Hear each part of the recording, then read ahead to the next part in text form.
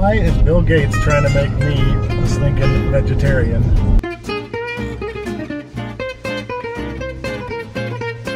I'm going to get you more hay. You want rye hay? Yeah? Yeah? You want rye hay? Yes. They want rye hay. So let's go get them some rye hay. What's up, everybody? Welcome back to Cattywampus Acres. It's Jason. Headed to the feed store to get some delicious feed and some rye hay for our goats and pigs and a little bit of everybody.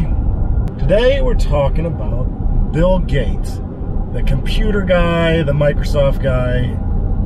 Why is he buying up all of this stinking land? I'm not trying to spur on some conspiracy theories or anything like that, but let's talk about, he's buying up all this farmland. Bill Gates is now the largest farmland owner in the United States.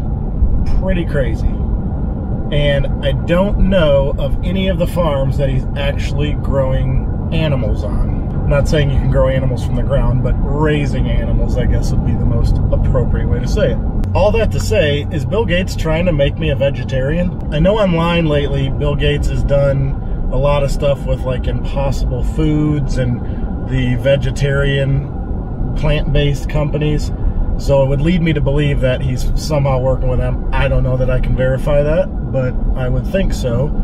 I do know that a lot of his farmland is used to grow soy on, which soy is one of the products used in their stuff.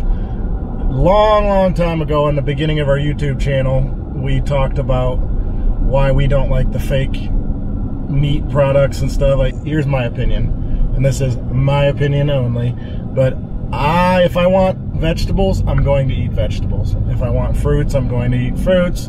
And if I want meat, I'm going to eat meat. That's just how it is. I don't want vegetables that taste like meat. I don't want meat that tastes like vegetables or meat that tastes like fruit or any of that. I just want it to be what it is. And in my opinion, and growing food for the last couple of years, I can say if you have to chemically engineer something to make it taste a lot like something else, I feel like you sort of perverted it so much that it's not really that good for you anymore. I don't know. That's my opinion. Could be true, maybe not. But if you're making all these plants into something that tastes like a burger, I don't feel like, in order to do that, I feel like you've sort of changed it so much that it's not really the good vegetables it was anymore.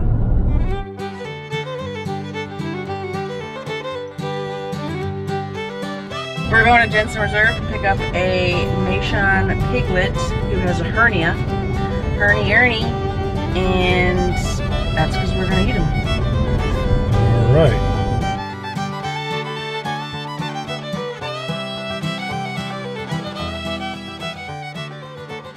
Okay, so we got the hernia pig. It is possible to raise animals responsibly, and if more people with less amounts of land, if you're able to raise animals for your own family. Some people don't want to raise animals, even on a small scale. They don't want to, and that's fine. You don't have to. Like, the ones that are willing to do it, you should. The ones who don't want to, just don't buy your meat at Kroger or Publix or Walmart. Find a local farmer. Laura is a local farmer, and I run her store, and I can tell you we appreciate everyone who comes and buys local grown meat. So even if you don't want to do it yourself, take the time to find a local farmer who's already doing it and take advantage of them, because it might already exist in your area.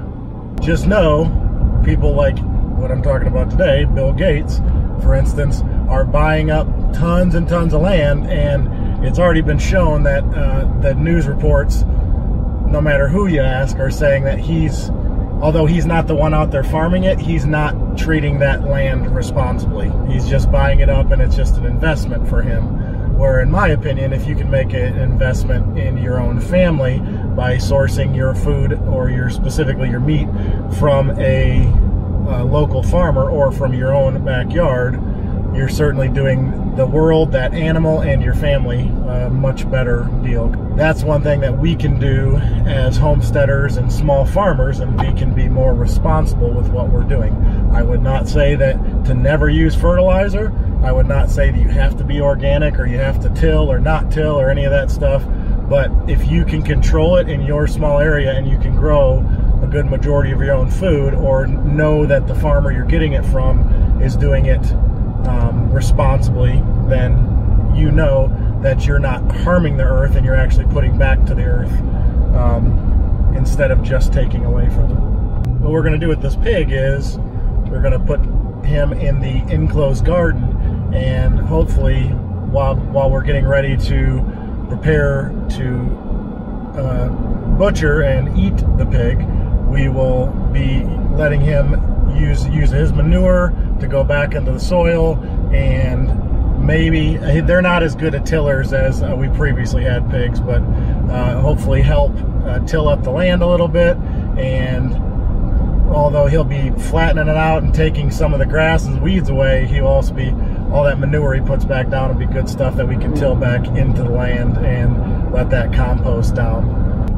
What I'd like you guys to do is comment down below and let me know if you're growing your own livestock, like you're raising your own livestock at your small farm, large farm. I know there might be some huge farmers on here. Or are you going to a local farmer for your meat? Let me know that. Or if you're still in grocery store mode, and no matter what it is, you're like, hey, I'm good the way it is, doesn't bother me, I'm just gonna keep doing it the way I do it. Hey, that's fine too. I really like knowing that our meat was raised responsibly. That's why I love raising the pork on our land, raising chickens, turkeys. We've done all that in the past. We've never done beef before.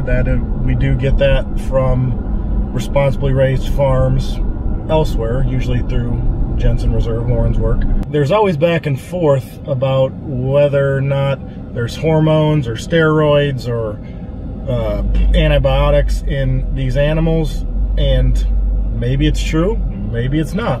I don't know. What I can say is, when we raise the animals on our property, we know that there's none of that in there ever before. When we watch them get born and then feed them, water them every single day, and then process them here and then go into our freezer and then into our bellies, there's no way any of that junk could be in there.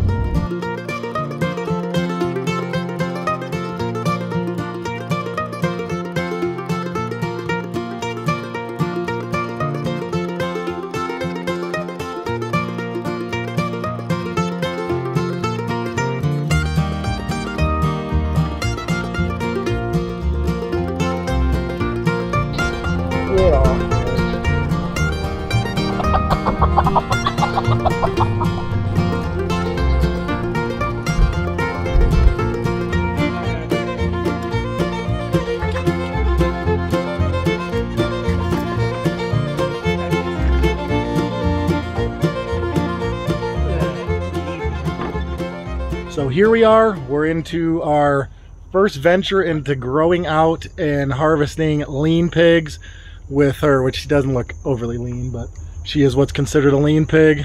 So she's some kind of Berkshire cross.